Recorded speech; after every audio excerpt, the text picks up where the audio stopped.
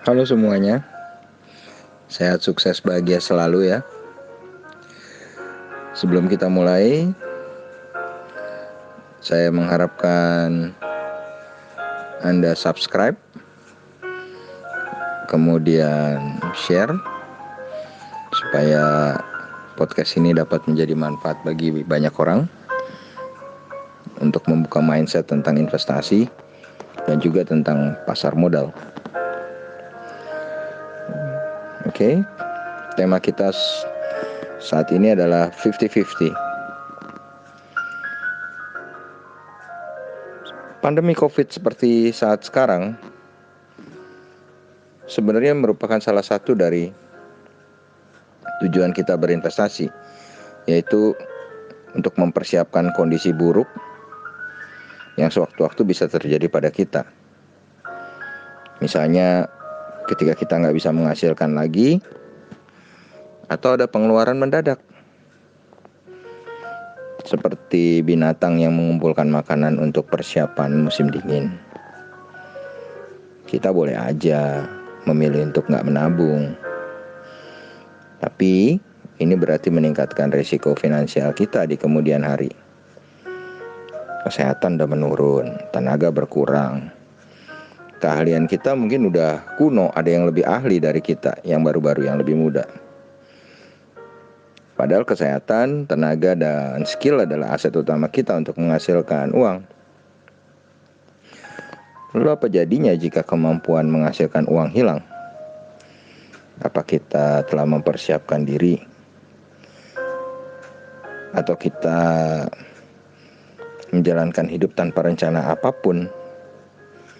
Banyak orang menjalankan hidup tanpa planning, dan itu adalah pilihan hidup. Saya rasa Anda harus memilih jalur yang mempersiapkan masa pensiun. Persiapan ini jelas butuh waktu, usaha, pengalaman, dan juga segala sumber daya selama kita masih aktif. Ada dua contoh atau dua cara mendapatkan cadangan finansial untuk masa sulit. Yang pertama, tiba-tiba dapat rezeki besar, misalnya dapat undian berhadiah, dapat warisan, yang anggap aja kalaupun kita dapat itu hanya bonus. Jangan berharap dari sana. Yang kedua adalah dengan kerja keras dan menabung penghasilan kita. Menabung sendiri banyak alokasinya. Pilihan terbaik menurut kami adalah menabung di saham perusahaan terbaik. Menabung sendiri adalah konsep bayar sekarang untuk kita nikmati di kemudian hari. Dengan target yang paling sederhana adalah harus mengalahkan inflasi. Ada beberapa pertimbangan dalam menabung di investasi. Yang paling penting adalah menentukan seberapa besar kebutuhan kita nantinya. Dari pemikiran ini, rasanya 50% pendapatan ditabung adalah yang paling ideal. Artinya kita hanya menghabiskan 50% yang kita hasilkan. Logically, jika kita menabung sama jumlahnya dengan pengeluaran kita saat ini, di instrumen yang hasilnya lebih besar dibandingkan inflasi, maka ketika masa pensiun itu tiba, kita akan mendapat hasil yang cukup untuk membiayai hidup kita. Tapi dengan catatan pengeluaran kita juga nggak tambah banyak ya. Berapa lama kita harus menabung? Kalau menurut riset adalah untuk kebutuhan hidup 25 tahun dengan aturan 4%. Artinya kita berhenti menabung setelah mengumpulkan dana untuk bertahan hidup selama 25 tahun hanya dengan bunga 4% dari dana tersebut. Tapi ini cuma angka paduan aja. Kalau kita katakanlah mencapai titik 25 tahun itu pada umur kita baru 35, masa kita ngarepin kita cuma hidup sampai umur 60?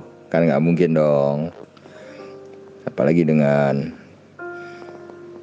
teknologi kesehatan yang sekarang makin maju, kita tentu berharap hidup bisa lebih lama. Maka kita harus mempersiapkan sumber daya untuk itu. Sama seperti jika kita mempersiapkan perjalanan Jakarta ke Denpasar. Tentu kita harus mempersiapkan semua yang kita butuhkan, keperluan kita, ya untuk sampai Denpasar. Jangan kita cuma mempersiapkannya untuk cukup sampai Semarang atau Surabaya. Kita juga harus menganalisa. 50-50 ini jelas nggak rasional ketika kita baru mulai. Apalagi pasti gaji di awal karir itu sangat sedikit. Sehingga ada kemungkinan 100% kita gunakan untuk memenuhi kebutuhan kita. Yang perlu diingat adalah semakin bertambah usia, pengalaman kerja kita makin banyak, penghasilan semakin tinggi, semakin banyak, maka kita akan mampu menabung lebih banyak. Pertanyaannya, apa kita mau? Yang banyak biasanya penghasilannya banyak malah tambah hidup berfoya-foya. Berfoya-foya di masa muda dan susah di masa tua adalah hal yang umum terjadi. Godaan untuk menghabiskan dana yang ada di depan mata pasti besar. Karena kita selalu mungkin menganggap bahwa keadaan kita sekarang akan sama terus sampai kita tua nanti. Padahal seperti tadi, kita bisa tiba-tiba terkena musibah, terkena sakit, terkena suatu keadaan yang membuat kita terpaksa pensiun. Karena itu kita perlu mengembangkan kebiasaan menabung sejak dini. Kalau Anda menganggap menabung di pasar modal beresiko, Anda bisa mulai dari deposito atau bahkan membeli obligasi, atau mungkin ada yang membeli logam mulia batangan.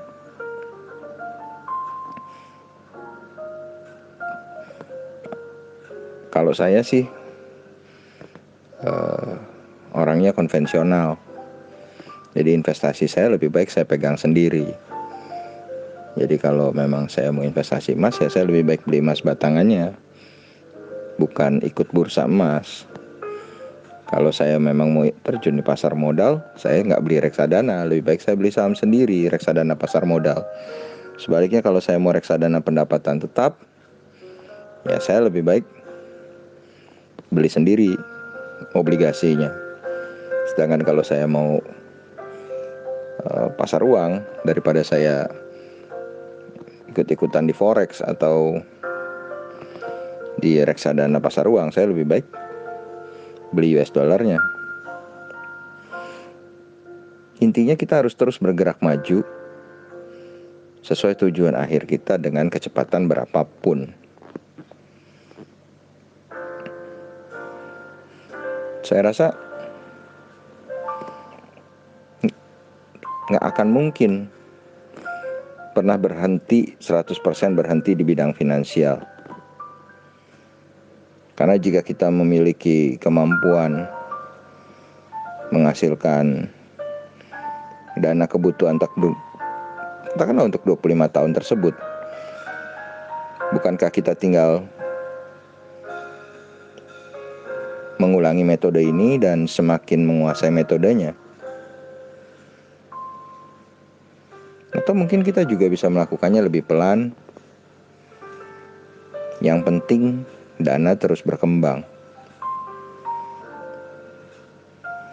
Apa ini artinya kita nggak akan pernah merasa cukup? Merasa cukup justru sebetulnya adalah kunci kita bisa melihat jauh ke depan. Jadi merasa cukup sudah harus ada di awal. Kalau kita nggak pernah merasa cukup, gimana kita bisa nabung? Tapi misalnya kita punya finansial yang semakin kuat, kita bisa berkontribusi semakin banyak pada dunia. Apapun bidang kita, misalnya di pasar modal, kita bisa mengajarkan metode ini ke lebih banyak orang. Atau ke pendidikan, membangun sekolah. Sekolah, apapun itu. Kemudian properti, kita bisa membangun rumah murah. Intinya ketika finansial kita semakin kuat, kita ada di bagian yang bisa membantu mengurangi masalah. Balik lagi kita menabung ke aturan 50-50 yang tadi. Jika kita terus berkomitmen menghasilkan lebih, maka kita akan memiliki kemampuan menabung lebih besar. Misalnya, ketika penghasilannya 5 juta per bulan, mungkin Anda cuma bisa nabung 100.000. Artinya itu bukan 50-50, cuma 2% penghasilan kita. Tapi kalau misalnya penghasilan Anda naik jadi 10 juta, maka yang ditabung bukan lagi 100.000, bisa jadi 1 juta alias 10%. Ini adalah kalau kita setia dengan komitmen kita di awal, mengembangkan aset demi masa sulit seperti pandemi saat ini. Kalau enggak, mungkin kita akan menghabiskan semuanya karena merasa bulan depan pasti ada 10 juta lagi. Apalagi kalau sudah mulai berpikir dengan 10 juta penghasilan yang sudah pasti kita bisa cari pinjaman atau kredit.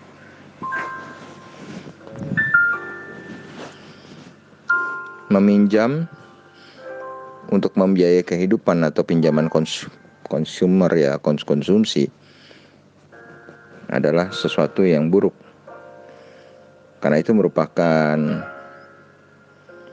sesuatu yang kita ambil dari masa depan kita dan dikenakan bunga atas porsi yang kita ambil. Kebalikannya dari investasi. Karena kalau kita di investasi, kita adalah meletakkan fondasi di masa depan dengan mendapat bunga. Mendapat bunga dari porsi yang ditabung. Kalau yang tadi, kita malah dikenakan bunga. Jadi gak perlu ahli matematika untuk berhitung mana yang akan berguna nantinya. Ada pemikiran lain, menabung di investasi belum tentu menghasilkan. Ya mungkin ini benar ya. Bisnis pun banyak banget yang jatuh bangun gulung tikar. Tapi tidak menabung sudah pasti gak menghasilkan.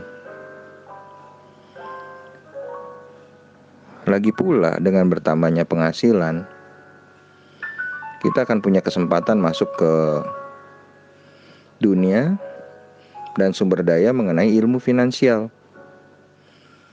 Relasi dengan orang-orang yang lebih baik, yang nantinya akan membantu perkembangan kita lagi.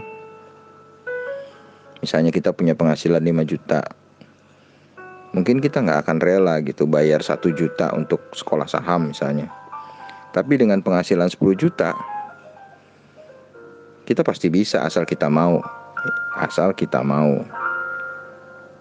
Asal kita mau, ini yang sulit. Apalagi kalau penghasilan kita terus meningkat.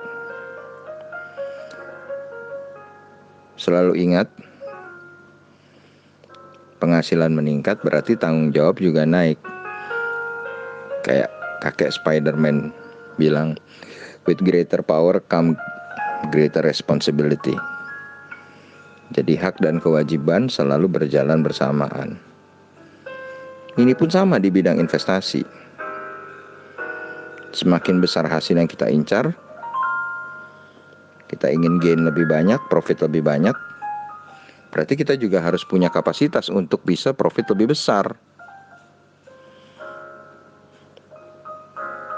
Terakhir, apapun angka yang kita pelajari, jadikan itu pedoman yang kemudian kita sesuaikan dengan latar belakang kita. Setelah beberapa waktu, apapun yang kita pelajari akan menjadi bagian dari kita dan akan menjadi fondasi untuk mendapatkan informasi baru lagi untuk meningkatkan kapasitas kita. Terima kasih banyak. Semoga bermanfaat. Semoga mulai saat ini Anda sadar, Anda menyisihkan sebanyak mungkin penghasilan Anda untuk berinvestasi, supaya bila kelak ada krisis seperti ini lagi, Anda bisa dengan senyum, tenang, karena sudah punya tabungan, sudah punya investasi, dan bila tidak ada krisis pun Anda bisa mempersiapkan pensiun dengan lebih baik. Terima kasih, semoga bermanfaat.